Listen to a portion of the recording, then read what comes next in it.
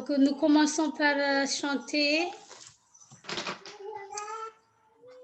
Imelu en 170, Repos si doux. Et après, suivi avec 157, Bénissons Dieu.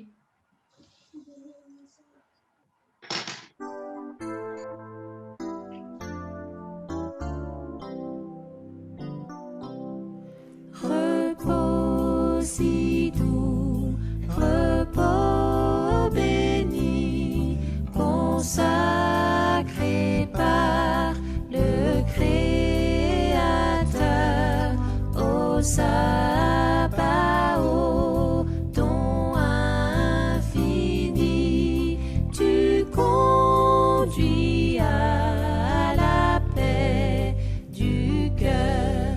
Repos si doux, repos de Dieu, où se révèle son amour. Tu fus pour les siens en tout lieu, de tous le plus précieux jour. Repos si doux, repos du ciel, où sur les ailes de la foi, mon âme au rivage éternel s'élance allègre vers son roi. Sabbat béni, bonheur divin, consacré par le Créateur, tu restes sur notre chemin, la joie et le repos du cœur.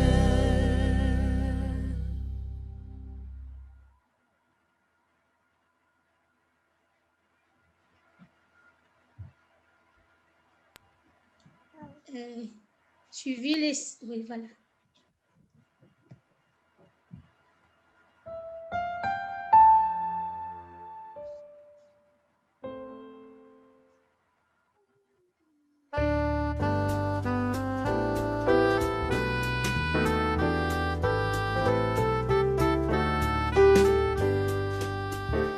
Bénissons Dieu par nos cantiques, exaltons-le d'un même cœur, chantons ses exploits magnifiques, son grand amour, son bras vainqueur.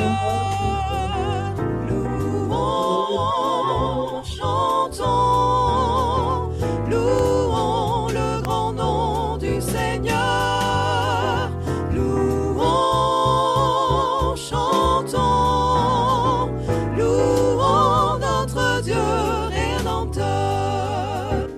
C'est sa main qui nous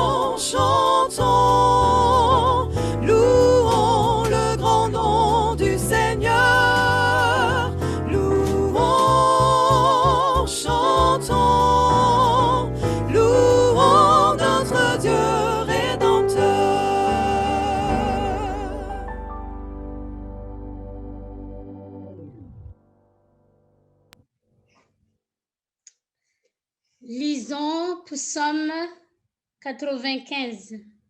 Donc, je demande à Jean-Lucas de lire. Vas-y. Venez, chantons avec allégresse à l'Éternel, poussons des cris de joie vers le rocher de notre salut.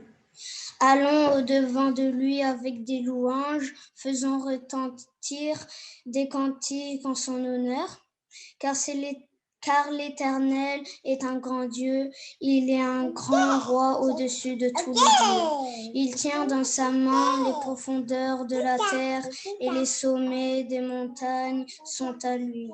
La mer est à lui, c'est lui qui l'a faite. La terre aussi, ses mains l'ont formée. Venez, prosternons-nous et humilions-nous, fléchissons le genou devant l'Éternel, notre Créateur. Car il est notre Dieu et nous sommes le peuple de son pâturage. Le troupeau que sa main conduit, si vous pouviez écouter aujourd'hui sa voix, n'endurcissez pas votre cœur comme à Mériba, comme à la journée de Massa dans le désert, où vos pères me mentèrent, m'éprouvèrent, quoiqu'ils vissent mes œuvres. Pendant 40 ans, cette race en dégoût, et je dis, c'est un peuple dans le cœur et égaré, ils ne connaissent pas mes voiles. Aussi je jurerai dans ma colère, ils n'entreront pas dans mon repos. Amen. Amen. Je vous invite à Dominique à nous réunir à la prière. Ça communique. Notre Dieu, notre Père, nous voulons te glorifier en ce sabbat matin. Nous voulons te dire, Seigneur, combien tu es digne de recevoir notre louange et notre adoration, ainsi que ton Fils Jésus-Christ, assis à ta droite pour toujours, car il règne sur nous, il règne sur nos cœurs. Nous voulons te louer, Seigneur, pour ta grande bonté, ta miséricorde, mais aussi pour ta justice, car tu es un Dieu aussi parfaitement juste. Et nous savons, Seigneur, que l'amour enferme aussi bien la grandeur de ta miséricorde, de ta bonté, que cette justice que réclament, Seigneur, tous tes enfants qui ont été injustement condamnés dans ce monde. Nous voulons chanter tes louanges et tous tes bienfaits pour tout ce que tu fais, Seigneur, pour ton peuple en général et pour chacun d'entre nous en particulier, car tu es un Dieu fidèle. Et tes promesses sont véritables, car ce que tu promets, tu le réalises, Seigneur. Nous voulons aussi célébrer, comme nous venons de le chanter, tes exploits. Nous voulons célébrer ton bras vainqueur, car Jésus a vaincu. Et nous sommes assurés que pour l'éternité, tu régneras, Seigneur, et que le mal disparaîtra complètement. Nous voulons te remercier aussi parce que bien que tu sois partout et qu'il n'y ait pas d'endroit où nous soyons cachés de toi, bien que tu habites une lumière inaccessible, tu es aussi si proche de nous, que tu nous donnes ton esprit, que tu mets ton esprit en nous. Nous te remercions, Seigneur, de faire de nous le temple de l'Esprit Saint et que nous demandons, Seigneur, ce que nous demandons aujourd'hui, c'est que nos oreilles et nos cœurs soient ouvertes et que tous ceux qui écoutent ta parole puissent recevoir cette parole et la garder. Nous te prions aussi pour notre prédicateur qui prendra cette parole afin que son message soit puissant et que nous puissions dans la suite, Seigneur, le mettre en pratique et que nous puissions ainsi témoigner aussi pour toi, à la fois par la parole et par une conduite qui te soit agréable. Nous te remercions pour la présence de tes anges et que ces moments, Seigneur, soient des moments bénis et que tu sois glorifié, que nous te soyons agréables jusque dans nos pensées les plus intimes. Nous t'avons loué par le nom de Jésus-Christ, notre justice, et nous te demandons, Seigneur, de nous purifier de tout péché qui pourrait mettre un obstacle à notre relation avec toi aujourd'hui, et remplis notre cœur de cette joie du sabbat. Au nom de Jésus, nous t'avons prié. Amen.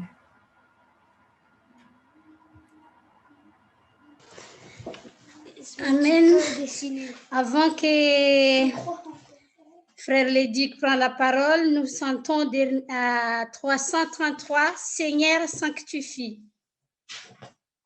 nos moments.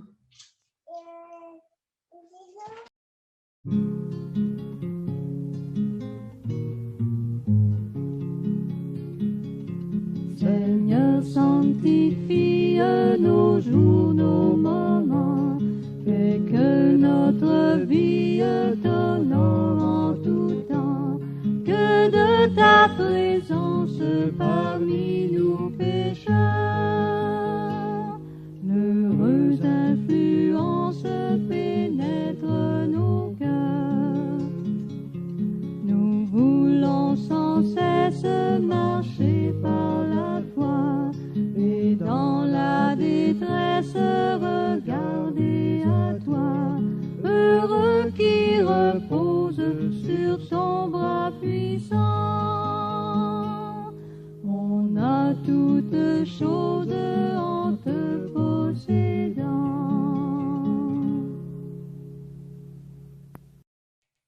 Amen. À toi la parole, Philippe. Oui. Alors, pourquoi du papier, pourquoi un crayon, pourquoi même des crayons de couleur? Je ne m'adresse pas simplement aux enfants, hein, mais à tous ceux qui ont l'âme d'artiste et tous ceux qui aiment bien avoir souvent un papier sous la main parce qu'ils retiennent mieux les choses quand ils peuvent avoir un stylo entre les mains. Alors, même si ce n'est pas votre cas, je vous invite quand même à faire cet exercice-là. L'idée, c'est de pouvoir mettre sur le papier ce que vous retenez de ce que je vais partager avec vous. Je vais vous donner le thème général. Et ensuite, il y a deux choses. Il y a l'imagination et puis ce que vous allez entendre dans les mots que je vais partager avec vous. Ça va peut-être faire résonner des choses, j'espère, et qui vont vous conduire à peut-être soit mettre des mots sur votre papier, soit un dessin. Et pour les plus jeunes d'entre vous, ou même les autres, vous pouvez aussi même mettre des couleurs dessus. La thématique générale, le thème général, c'est sur la richesse. Alors, c'est un thème qui est très vaste et on peut déjà commencer à s'interroger si on vous donne le mot richesse ou le mot riche, qu'est-ce qui vous vient en premier? C'est quoi le symbole de la richesse? Le symbole d'une vie matérielle confortable. Et déjà, ce qui vous vient à l'esprit peut constituer une partie de votre page. L'idée, c'est qu'à la fin, la page soit plus ou moins remplie des différents éléments que vous pourrez soit apporter par vous-même, soit que vous entendrez de ma part. Je vais notamment vous raconter deux petites histoires qui pourraient aussi être illustrées sur votre papier. Ça va pour les consignes? Chacun sait quoi faire. Après, pour les plus courageux, vous pourrez montrer votre papier à l'écran pour partager ça avec les uns les autres. Et puis surtout, eh bien, ça vous fera un souvenir de cette matinée. Et j'espère que derrière aussi, le message qui sera donné, eh bien, dès que vous verrez cette page-là, ça vous reviendra en mémoire. Alors, on va commencer, si vous voulez bien, par une première histoire d'un homme qu'on appellera Albert, qui était un homme très très riche, mais qui vient d'apprendre une mauvaise nouvelle. Cette mauvaise nouvelle, c'est qu'il lui reste en fait que peu de jours à vivre, et il a une obsession. Son obsession, c'est d'avoir suffisamment d'argent après sa mort. Il veut pouvoir quitter ce monde avec suffisamment d'argent. Il va dire, en fait, je me suis donné beaucoup de peine pendant ma vie, ça serait quand même dommage de partir sans rien. Et donc, il va appeler 3 de ses amis. L'un était docteur, l'autre était avocat, et un troisième était homme d'église, un pasteur. Et voici ce qu'Albert leur a dit lorsqu'il les a convoqués. Il leur a dit, le pasteur m'a bien dit que je ne pouvais pas apporter mon argent après ma mort, mais pour ma part, je crois avoir suffisamment travaillé pour pouvoir l'emmener avec moi. Donc, voilà ce que je vais faire. Comme mon médecin m'a dit que j'allais mourir dans 3 jours, je vous ai préparé 3 enveloppes. Dans ces enveloppes, elles sont scellées et elles contiennent dans chacune des enveloppes 10 000 euros. Et lorsque je vais mourir, je veux que chacun puisse venir près du cercueil et y déposer dans le cercueil leur enveloppe avec les 10 000 euros. Et voilà que ce qui devait arriver arriva, c'est-à-dire qu'au bout de quelques jours, en effet, notre homme Albert va mourir et nos 3 amis vont donc assister à son enterrement et vont ainsi se rencontrer. Et le pasteur va commencer à dire aux 2 autres amis, écoutez, je dois vous confesser quelque chose, c'est qu'on a dû réparer l'orgue de notre église et j'ai donc pris 2 000 euros de l'enveloppe que m'avait confié Albert pour cela.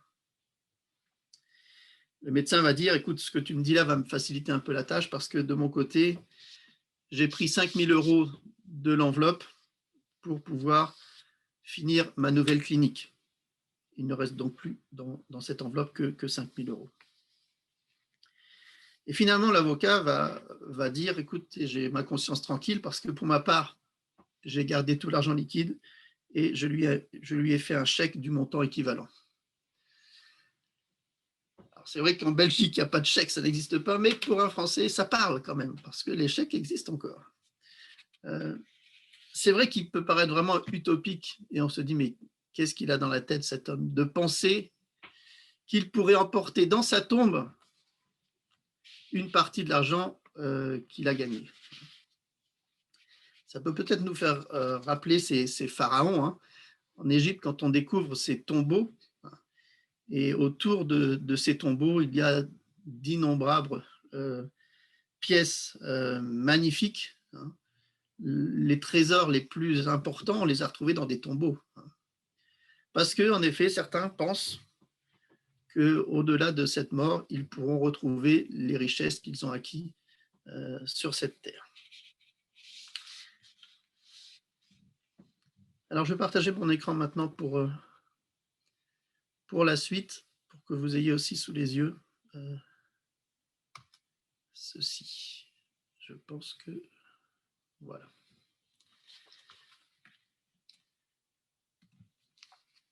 Alors, de la même manière que quand on pense à richesse, on peut avoir plusieurs choses dans la tête. Quand on aborde le terme richesse et ce qui est traduit par richesse dans nos Bibles, en fait, il y a plusieurs mots hébreux qui sont derrière. Je vous ai listé par exemple ici quatre mots hébreux et surtout leur signification en français. Quand on parle de richesse dans la Bible, on parle bien sûr de ce que les gens possèdent, les possessions, mais il y a aussi d'autres termes comme les biens, la fortune qui est acquise, l'opulence, bien-être, prospérité, tout ça sont des synonymes qui couvrent en fait le terme richesse. Et en fait, ça veut dire quoi riche au temps de l'Ancien Testament, au temps des patriarches. Alors, dans ce temps-là, quelqu'un de riche, c'est quelqu'un qui a beaucoup de troupeaux.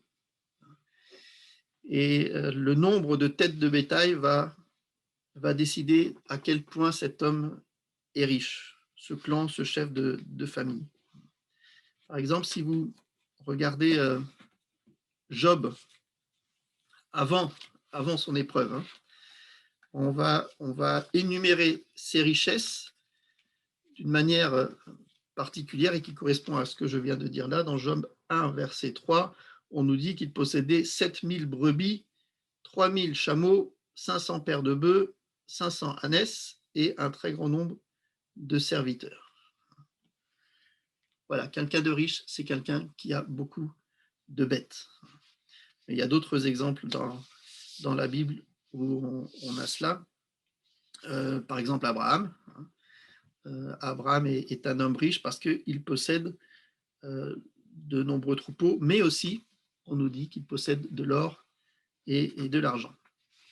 Et puis, troisième chose pour laquelle on peut mesurer la richesse dans ces temps-là, c'était la terre qui était cultivée et qui donnait beaucoup de choses. Et ça peut devenir une source de richesse. On se battait beaucoup à l'époque pour avoir de la terre, pour pouvoir y cultiver des choses.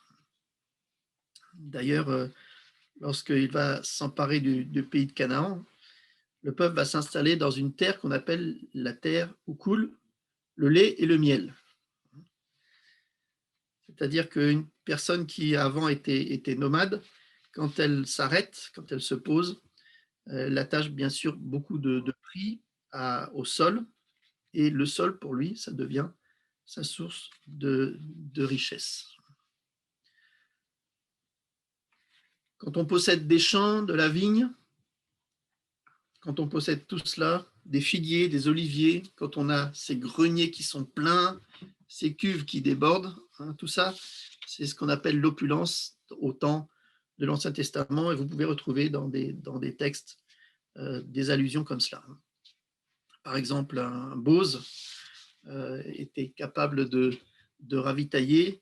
On peut avoir du blé, des lentilles, des fèves, toutes ces sortes de nourriture. C'est la richesse. On ne trouve pas trop d'autres allusions à des richesses du sol, à part les produits pour se nourrir. À un moment donné, on trouve des trésors cachés dans le sable. C'est une expression qu'on voit dans Deutéronome 33, verset 19. Et on voit aussi Job qui fait allusion à des fois des mines d'argent et de fer. Voilà aussi des choses qui peuvent constituer de la richesse, mais tout cela est quand même très, très vague, et majorité des richesses tirées du sol, ce sont les choses pour manger, les fruits, les légumes. Alors, bien sûr, autour de la mer Morte, il y a le sel qu'on peut exploiter. Il semble que du temps d'Israël, l'industrie n'ait pas été beaucoup une source de richesse, à part peut-être l'industrie textile, les teintures, les parfums, la poterie. Et on a quelques allusions ici dans certains psaumes, notamment. Mais si l'industrie n'a pas vraiment trop d'emprise, on a par contre le commerce qui va devenir, à l'époque notamment des rois, une source de grande richesse, et notamment les relations entre les Hébreux et toutes les villes qui sont autour, notamment Tyr. On nous dit que les marchands à Tyr, ce sont des princes, tellement ils s'enrichissent avec ce commerce. Et on sent que dans certains passages, notamment d'Ésaïe ou de Osée, que la nouvelle conception de la richesse, c'est entrer dans les mœurs, non tant sur la production de richesse, mais sur l'échange, donc le commerce. Et c'est ainsi que le peuple juif va traverser les époques avec une grande prospérité. On nous dit, on verra affluer l'or des nations, et donc le luxe va arriver, la soif du gain, la cupidité, l'avarice, tout le côté négatif de la richesse. C'est là qu'on voit arriver les étoffes de luxe, les pierres précieuses, etc. Et il semble qu'au temps de Jésus, on était un petit peu dans cette situation-là, avec la domination romaine qui était là, grâce à une certaine paix. Eh bien, c'est l'époque où le commerce a vraiment eu une grande influence, et circulait beaucoup cette monnaie, l'or et l'argent, qui étaient assez courantes. D'ailleurs, la soif du gain, c'est ce qui était aussi dénoncé par Jésus. On a fait allusion tout à l'heure, quand on dit qu'il faut choisir entre Dieu et Mammon.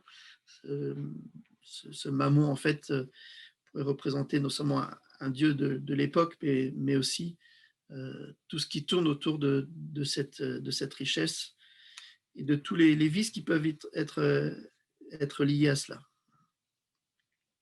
Il y avait du temps de Jésus aussi un certain mépris de ceux qui gagnaient de l'argent et qui vivaient de ces ressources, parce que parfois ces ressources étaient acquises d'une manière malhonnête. Les pharisiens voyaient certaines personnes, comme les péagers, les marchands, comme étant des gens impurs, peu fréquentables, et donc souvent méprisés. Alors que nous enseigne la Bible sur la richesse, et peut-être qu'avec tous ces éléments, tous ces mots, peut-être, j'espère, des images vous viennent, et je suppose que votre feuille est en train de se remplir peu à peu. La richesse dans la Bible, c'est souvent synonyme de protection divine. Donc, c'est pas négatif au départ. Hein. Ces fameux troupeaux en grand nombre, ces terres qui étaient fécondes, sont souvent le signe d'une bénédiction de la part de Dieu, un don de Dieu, et parfois une récompense qui est accordée à celui qui obéit à la loi. Mais à contre-courant, la première difficulté, le premier danger des richesses, c'est de se glorifier d'avoir ces richesses, d'en tirer de la vanité, d'oublier en fait d'où viennent ces richesses, quelque part de montrer une certaine ingratitude, parce que le texte nous rappelle que tout vient de Dieu, et donc si on a acquis ces richesses, il faut remercier Dieu. Par exemple, si je vais dans Deutéronome chapitre 32, verset 15, je lis ce verset qui dit que Israël est devenu gras, il a regimbé, tu es devenu gras, épais et replet. Il a abandonné Dieu son créateur, il a méprisé le rocher de son salut. Devenir gras, gros, hein, c'est-à-dire avoir acquis plein de choses, vivre dans l'opulence, mais oublier son Dieu, c'est un des dangers de la richesse. Il y a aussi la ruine de certains, hein. La ruine qui est inexplicable, parce qu'on a des passages dans la Bible où certains qui sont justes sont aussi ruinés. La misère qui accable le juste, alors que la prospérité arrive pour le méchant, là, ça pose un problème et quelque chose d'angoissant. Et le livre de Job essaye d'y apporter une solution face à quelque chose qui nous paraît complètement injuste.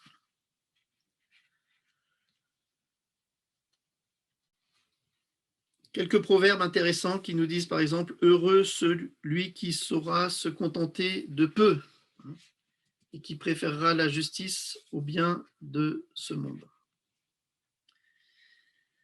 Alors, quand on arrive au Nouveau Testament, par rapport à la richesse, on a un Nouveau Testament qui va plutôt nous mettre en garde contre cet amour de la richesse et va nous dire que cet amour de la richesse va produire beaucoup de choses mauvaises.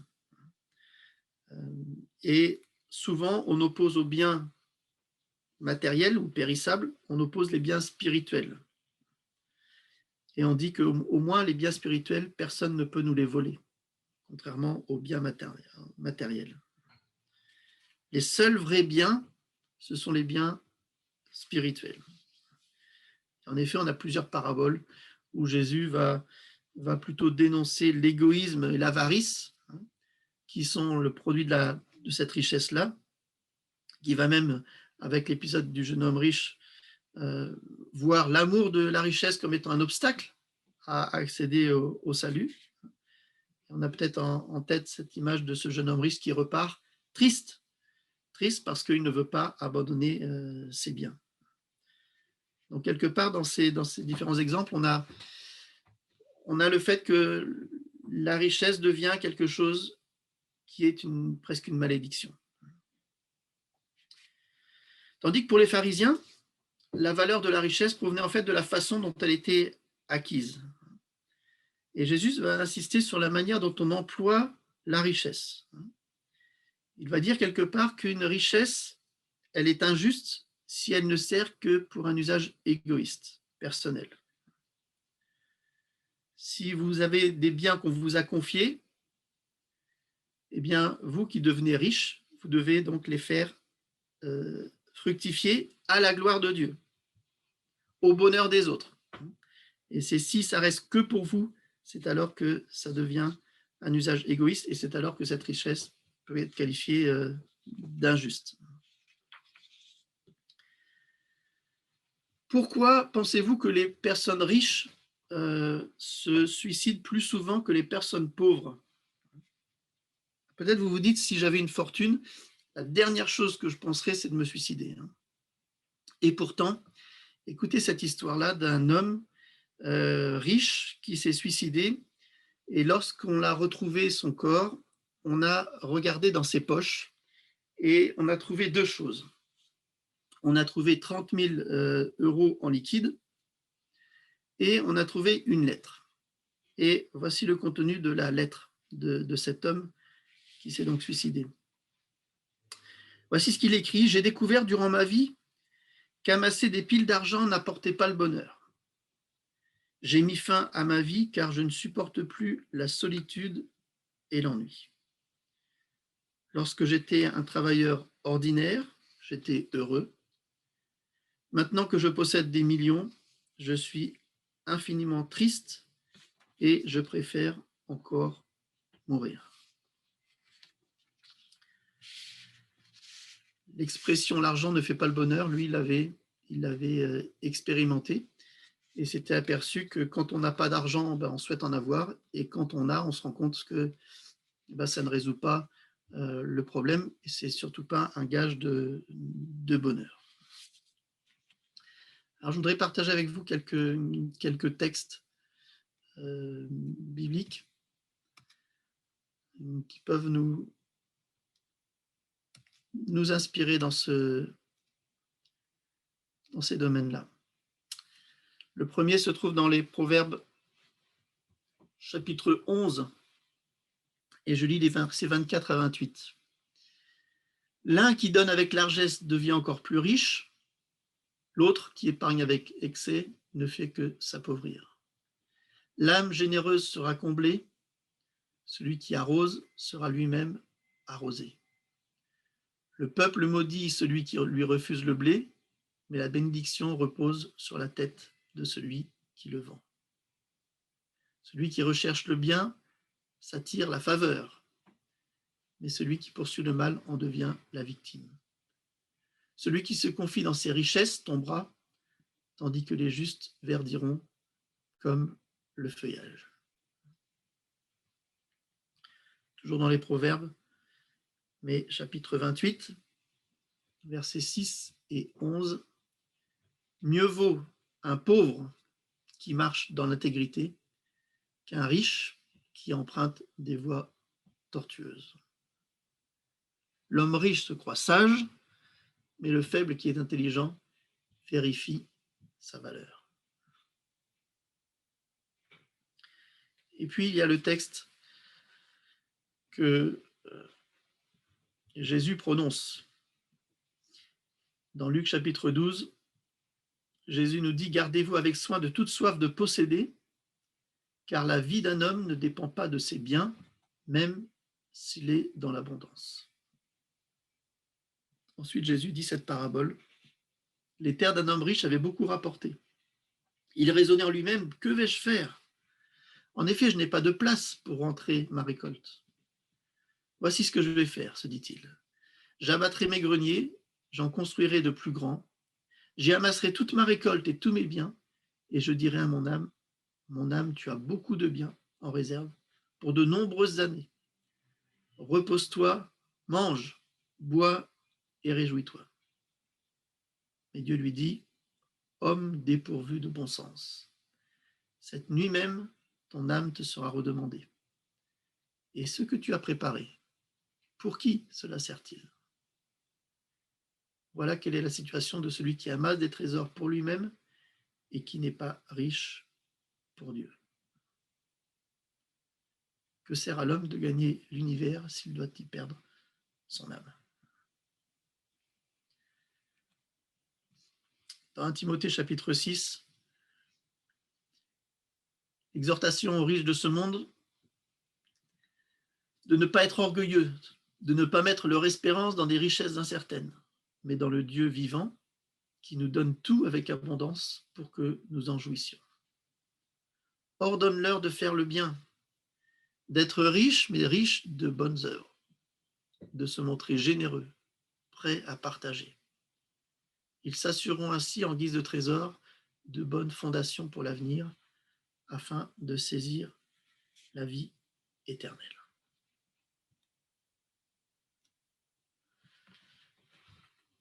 Tous ces textes nous montrent les limites de la richesse et les dangers d'une richesse mal gérée. Alors oui, certains riches vont donner largement. On a peut-être l'exemple de ces quelques milliardaires qui sont très généreux. Et d'autres vont épargner beaucoup. Il y a plusieurs attitudes face à l'argent. L'argent, on en a tous besoin pour vivre. L'idée n'est pas de dire que l'argent ne sert à rien. Par contre, notre attitude face à lui va déterminer si on contrôle l'argent ou si c'est lui qui nous contrôle. Qui a le pouvoir sur l'autre?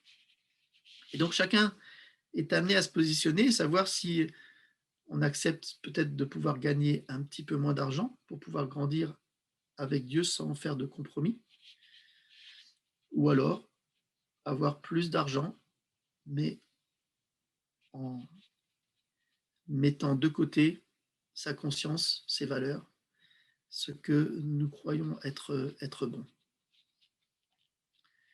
Texte d'Ésaïe 55 nous dit de venir tous, nous qui avons soif, parce que voici de l'eau. Et on nous dit, même sans argent, venez, prenez de quoi manger, c'est gratuit. Du vin ou du lait, c'est pour rien. À quoi bon dépenser de l'argent pour un pain qui ne nourrit pas? À quoi bon nous donner du mal pour à la fin rester sur notre faim? Écoutez-moi bien et vous aurez à manger quelque chose de bon. Vous vous régalerez de ce qu'il y a de meilleur. C'était Ésaïe 55, versets 1 et 2.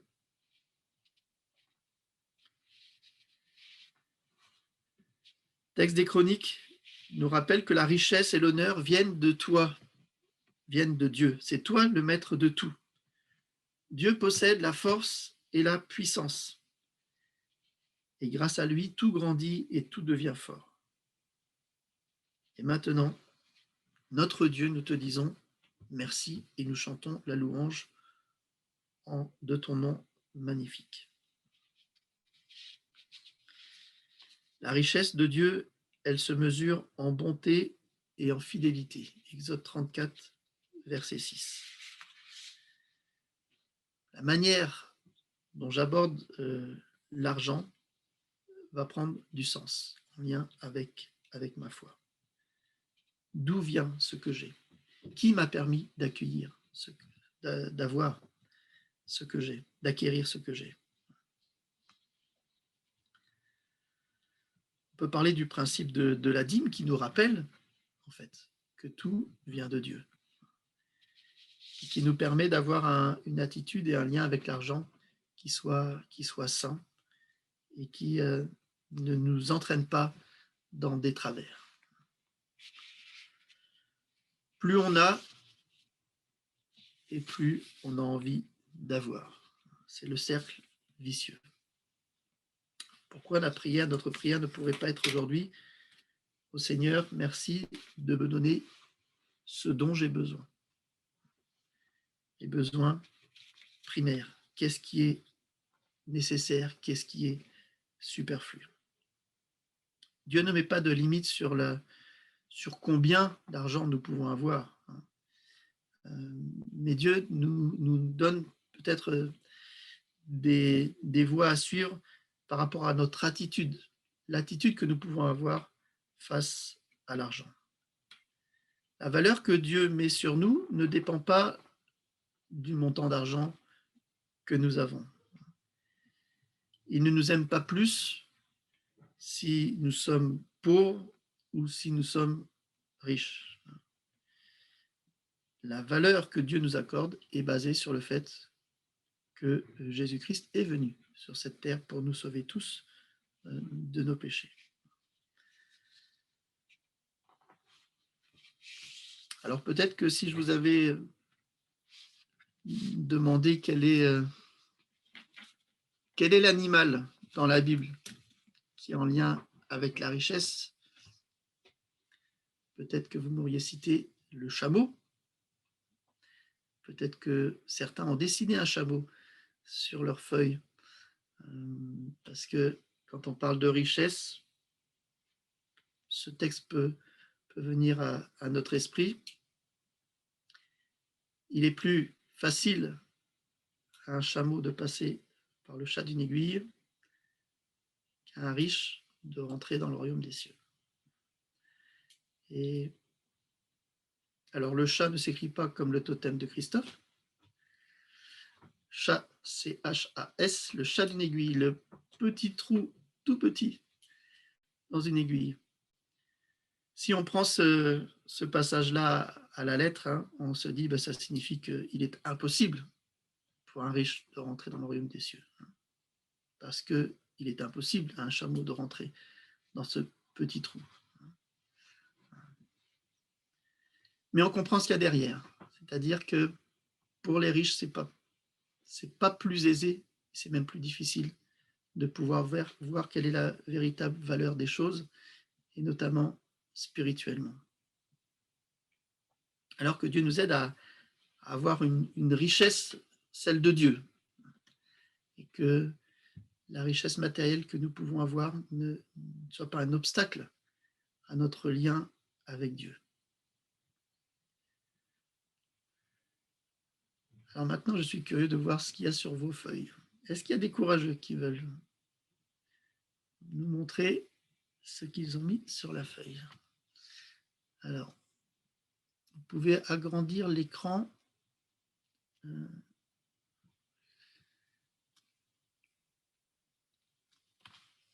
Alors, il y a une manière automatique d'agrandir l'écran, c'est-à-dire que quand vous montrez votre image, vous ouvrez votre micro et vous dites un petit mot. Et quand vous mettez sur affichage intervenant, vous aurez automatiquement l'image qui va s'agrandir sur l'écran. Jessica, tu veux nous montrer? Oui, mais je ne sais pas comment on fait. Donc, j'ai mis le micro. Si, c'est bon. Voilà, on te voit en grand. Il y a une maison. Il y a d'abord, tout en haut, j'ai mis l'amour, la protection, etc. de Dieu. Donc, Dieu. J'ai mis une maison avec un pluriel, mais qui n'est pas nécessaire, donc qui fait partie de la richesse. Mais, donc, on peut avoir plusieurs maisons, mais ce n'est pas nécessaire. J'ai mis luxe en rouge aussi, donc ce n'est pas nécessaire, mais ça fait partie de la richesse. L'argent, voiture, j'ai mis aussi un pluriel qui n'est pas forcément nécessaire. La famille, la santé, l'amour, à manger, à boire, et en rouge des mets délicats, parce que ça fait partie des gens qui sont vraiment très riches. Ouais. Les amis, le travail, ou du moins une occupation, recevoir de l'amour, donner de l'amour, le bonheur, les vacances. Voilà. Bien. Pour moi, personnellement, j'ai rien oublié. Maintenant, il y a peut-être d'autres qui ont pensé à d'autres choses. Une feuille bien remplie. Merci, Jessica, de partager ça avec nous. Est-ce qu'il y en a d'autres qui veulent nous montrer ce qu'ils ont mis sur leur feuille? Écoute, personnellement, j'ai tout simplement copié à la machine parce que je vais beaucoup plus vite qu'à la main, et à la main, je ne suis pas lisible. Donc, j'ai en fait essayé de copier tout ce que tu as dit à la machine. Donc, il n'y a pas de dessin. Je pense que j'ai assez complètement. Je peux le montrer si tu veux, mais non, je dois l'imprimer pour ça. Ouais, ou alors faire un écran d'écran. Il y a des dessins qui ont été faits. Oui. Moi, j'ai fait un dessin, je ne sais pas si vous voyez. Oui. Moi, je ne me vois pas, donc je ne sais pas. C'est très enfantin, mais c'est ma manière de faire. Donc d'abord, tu as demandé qu'on dessine ce qui représentait la richesse, donc j'ai fait un lingot d'or. Ouais. Puis j'ai fait un cœur avec ma famille, donc mon mari et mes 3 enfants. Ensuite, j'ai fait la croix de Jésus avec un cœur au centre. Un peu plus haut le papier, oui. Voilà, soulève un petit Un peu. peu plus haut encore, oui. Ouais. Je sais pas, je vois pas, donc, Si, c'est bon. donc Ça, j'ai fait la croix de Jésus avec un cœur au centre parce que c'est grâce à son amour que j'arrive à vivre tout ce qui me donne en réalité la véritable richesse. Parce que en dessous de sa croix, j'ai fait des petites fleurs et de l'herbe parce que souvent il fait renaître en moi des choses très belles. Voilà, comme voilà, enfin, il fait naître plein de choses belles en moi. Et alors ici, c'est un peu particulier. C'est en fait c'est très schématique. Hein, vous m'excuserez, je suis pas douée en dessin, mais en fait, c'est une cascade, une source qu'on retrouve dans le Jura. Parce que pour moi, le Seigneur m'a fait découvrir le Jura et ça fait partie de mes richesses parce que c'est un endroit où je peux me ressourcer et être auprès de lui. Voilà. Très bien, merci beaucoup. Ah, j'ai oublié encore un truc qui est très important. Je ne sais pas si vous voyez, en fait, c'est juste là dans le coin.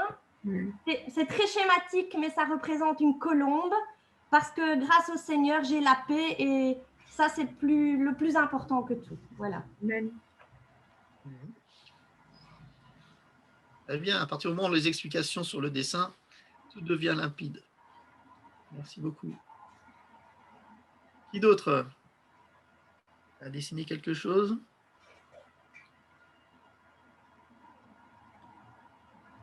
J'ai rajouté un caractère semblable à Christ aussi, parce que ça, c'est pas toujours donné à tout le monde. On est avec un caractère, on est formé avec à avoir un caractère. Et je crois que c'est une grande richesse d'avoir un caractère semblable à Christ.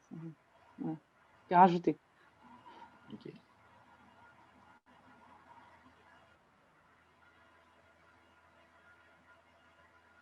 Alors, je vois quelque chose là, oui. Florian, il faut allumer ton micro. Le Corian, il est bon en dessin. Voilà. C'est Estera qui a. Estera. C'est Nadia qui a dessiné ça. Oui. Et, je vais essayer de l'expliquer. Alors, c'est très succinct, c'est plus qu'enfantin. Vous trouvez, on ne le voit pas très bien parce que j'ai fait ça avec un crayon de couleur. C'est un coffre de trésor. Au milieu, vous voyez la clé. J'ai marqué clé. Donc, il faut avoir la clé pour ouvrir ce coffre. Et à l'intérieur, on trouve l'agapé de Dieu. Donc, cette richesse qu'on doit avoir.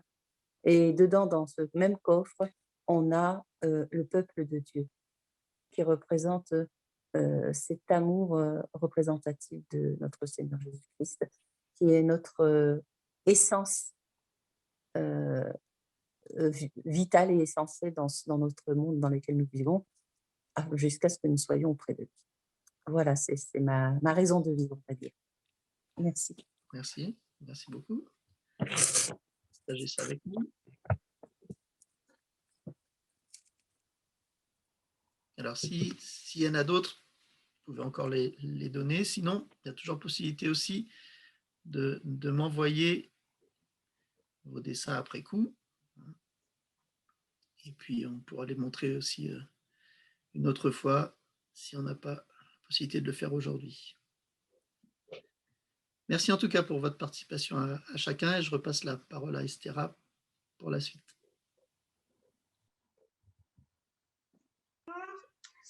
Oui, merci pour cette...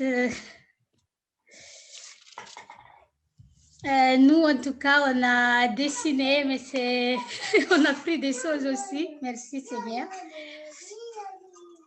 Là, pour clôturer, on va chanter 125, Hymne louange 125. Et je vous demande à Philippe nous réunir à la prière,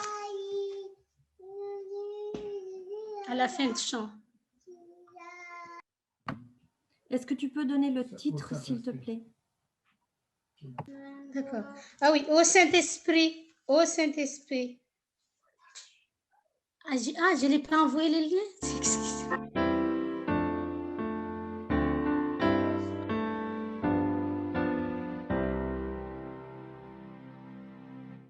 Ô Saint-Esprit,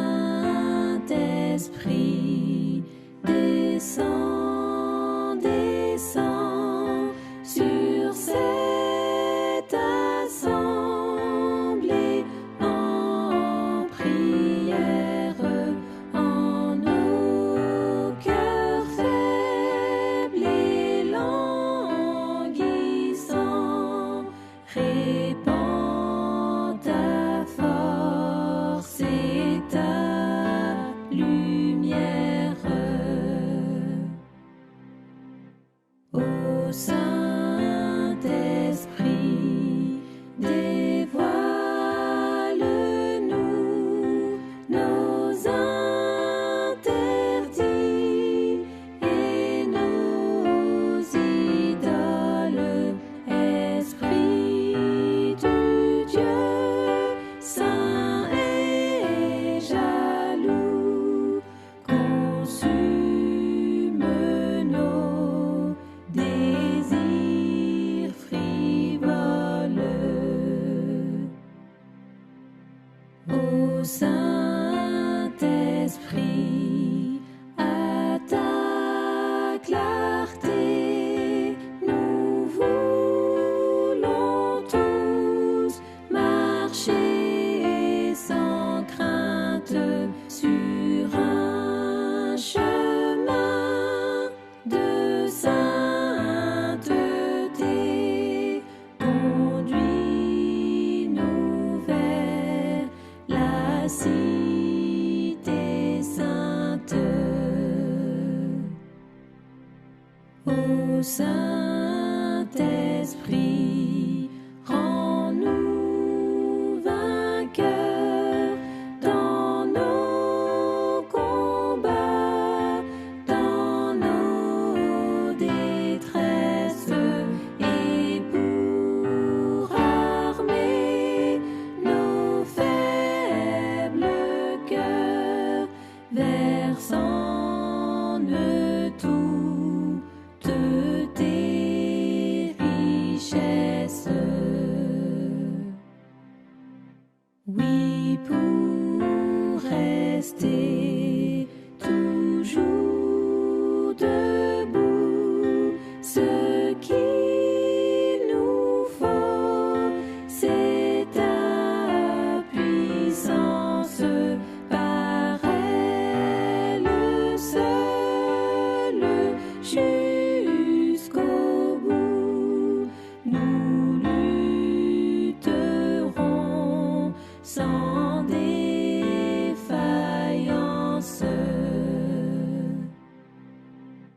Ô Saint-Esprit, viens comme au jour de la première Pentecôte, et par ta grâce, ô Dieu d'amour, que ce lieu soit la chambre haute.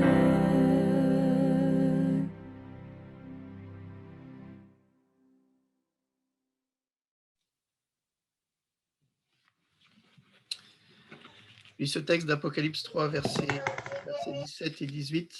Parce que tu dis, je suis riche, je me suis enrichi et je n'ai besoin de rien.